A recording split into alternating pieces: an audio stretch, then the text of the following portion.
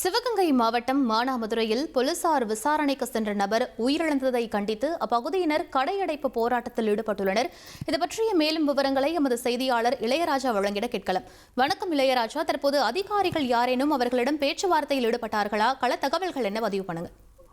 கண்டிப்பாக திருப்போணம் மடப்புறம் பத்திரகாளி அம்மன் கோயிலில் தற்காலிக ஊழியராக வேலை பார்த்தவர் இவர் கோயிலுக்கு வந்த பக்தர்களிடம் ஒரு 10 சவரன் தங்க நகை திருவீடாக கூறி அவர் விசாரணைக்கு அழைத்து இருந்திருக்காங்க. அவர் மட்டும் இல்ல, அவரோட சேர்ந்து 4 பேரை அழைத்து இருந்திருக்காங்க. நேற்று அந்த விசாரணையில் கூட அவர் உயிரிழந்துட்டாரு. இந்த சம்பவம் மிகப்பெரிய பரபரப்பு ஏற்படுத்தியிருந்ததுல அவர்கள் உறவினர் எல்லாருமே தற்போது ஒன்று திரண்டு இந்த சமூகத்துக்கு வன்மையான கண்டனத்தையும் தெரிவித்து வர்றாங்க. இனிமேல் அந்த கோயிலுக்கு எதிர்த்து உள்ள கடைகள், அந்த வாழைப்பழ கடைகள், அந்த மாலை கடைகள், அனைத்து கடைகளுமே தற்போது மூடப்பட்டு அவர் அந்நேரமே ஒன்று சேர்ந்து போராட்டத்தில் ஈடுபட்டு வர்றாங்க.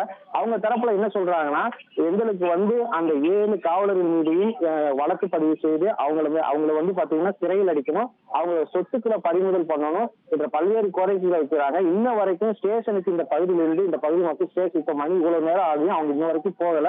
தொடர்ந்து அவங்க எல்லாம் ஒன்று கூடி ஒரு இடத்துல நிற்கிறாங்க. எப்ப வேணுமாலும் எந்த ஒரு பதட்டமான சூழ்நிலையும் நிலைவருகிறது. தொடர்ந்து காவல்துறையினர் அவங்களுக்கு பாதுகாப்பு கொடுத்துறாங்க. அதிகாரிகள் எவ்வளவுதான் பேச்சுவார்த்தைக்கு போனாலும் அந்த பகுதி மக்கள் எந்த ஒரு உடன்பாட்டிலும் ஏற்படவில்லை. விவரங்களுக்கு நன்றி இளையராஜா. ட்ரெண்ட ஃப்ரெண்ட் ஆக்கிக்கோங்க.